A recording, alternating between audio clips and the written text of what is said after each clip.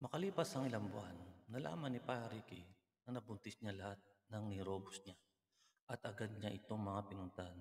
Ngunit, Oh, please, Kuya Ricky, maawa ka na sa akin. Ang laki-laki na ng tiyan ko. Hindi ka pa ba naawa?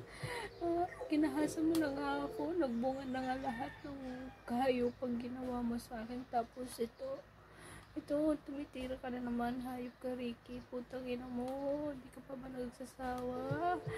Napaka-animal mo. Hayop ka, Ricky. Pag ako dito, putang ina mo ka. dahil hindi na-satisfy si Pa Ricky, gawa ng ang pangit umungil si Diana, ay agad siyang nagtungo kay Michelle. At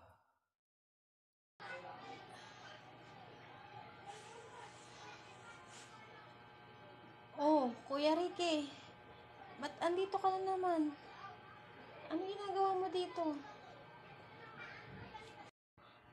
Wag, Kuya Ricky, tama na. Buntis ako, Kuya Ricky, wag po. Kuya, wag, wag, Kuya, wag. Kuya,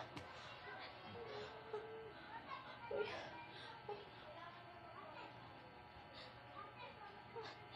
Kuya, yung tiyan ko, Kuya, masakit. Kuya, wag.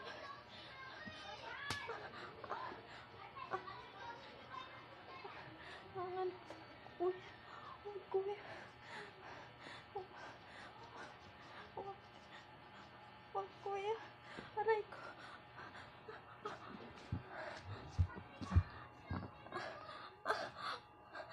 So, Kuya, tama na. Kuya, tama na. Kuya, tama na, Kuya Ricky. pinalipas ang gabi at kinaumagahan, walang kape-kape, kundi robos agad, ininom at agad nagtungo si Pa Ricky kay Maribel. Oh, paring Ricky, ikaw pala, napadaan ka. Si kumpare mo, nandun sa labas, may binibili lang. Anong atin? Dali lang ha, magluluto lang ako. Andun si pare, may binibili lang sa labas. Anong atin? Mangungutang ka muna. Antayin mo na lang si pare. Kasi nandun si pare mo sa labas, may binibili lang. Wait ka lang, upo ka muna dyan, magluluto lang ako. Kamusta naman? Dali lang pa.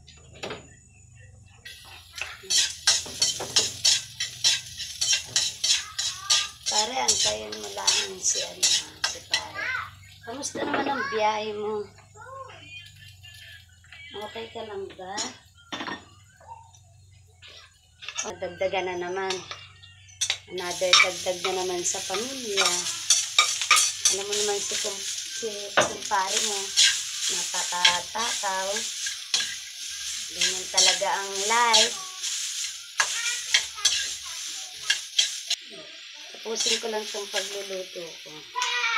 Para entertain kita. At si pare mo medyo matagal-tagal pang makaka-uwi sa bayan pa kasi may nabili siya ng ihahanda para sa pangalawa namin.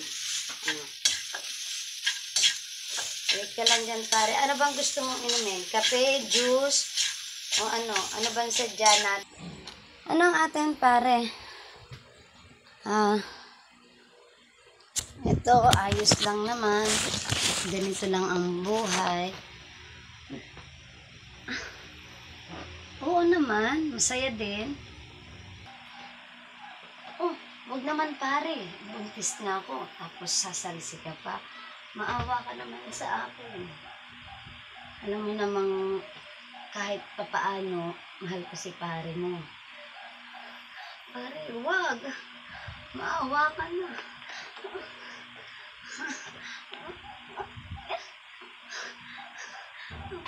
Pare, tama na.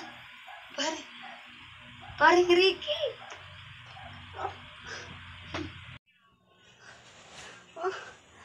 Pare, tama na.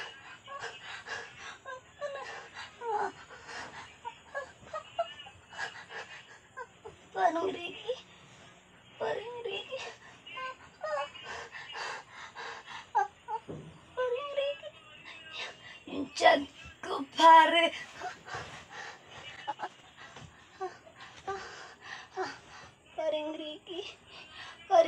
Ricky, tama na pare. Baka dumating si kumpare mo. Paring Ricky. Baka ako'y mapaanak nang wala sa oras, paring Ricky. Tama na.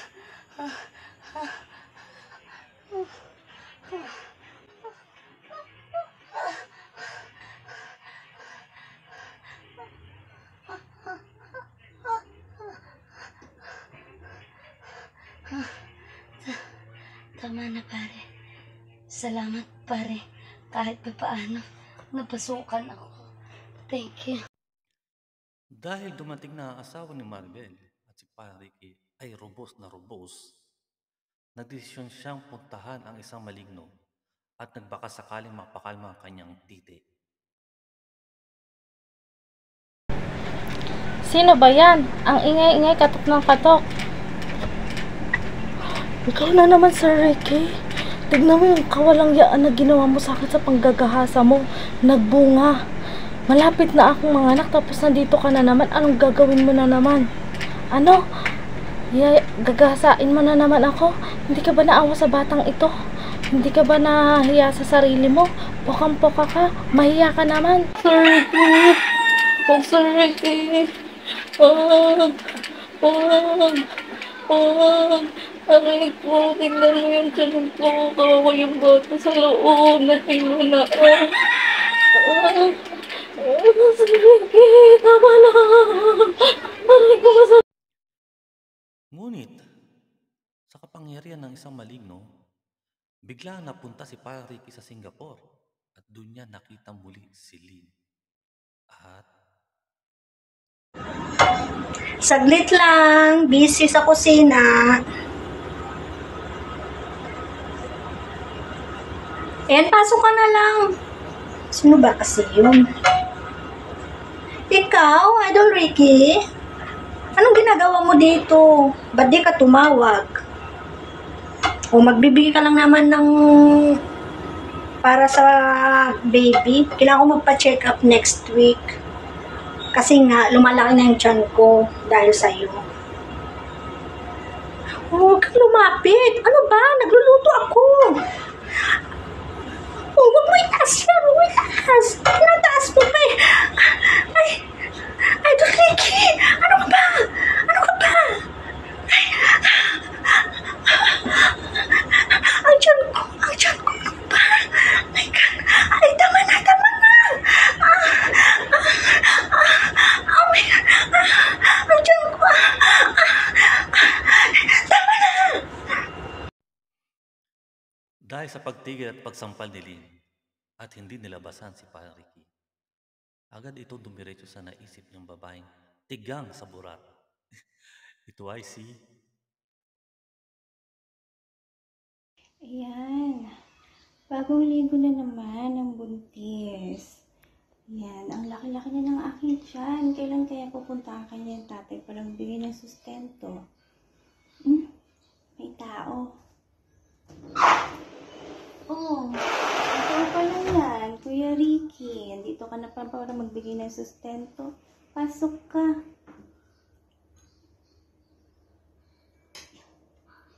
Anong atin? Siyempre, kailangan na ng sustento. Kabuhanan ko na, di ba? Maupo ka muna dyan. Pagtitimpla kita ng kape. Yan. So, kailangan ko na ng pera kasi malapit na ang aking kabuhanan.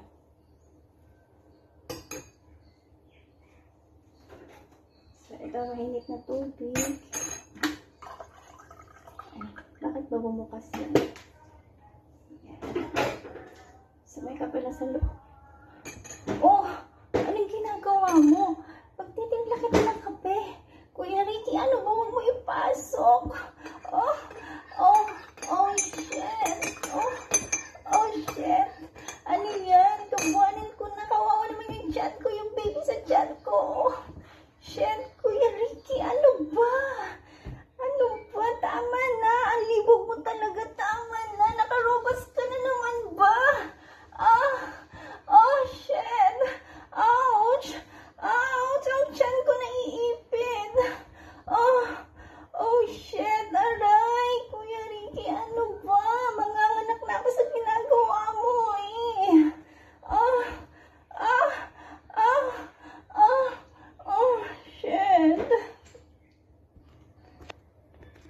Oh, ano?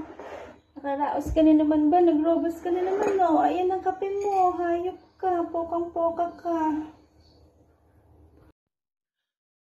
Dito na muli magtatapos ang kwento ni Pariki at ang kanyang mahiwagang burat na nakarobos. Abangan ang susunod na kabanata. Yeah!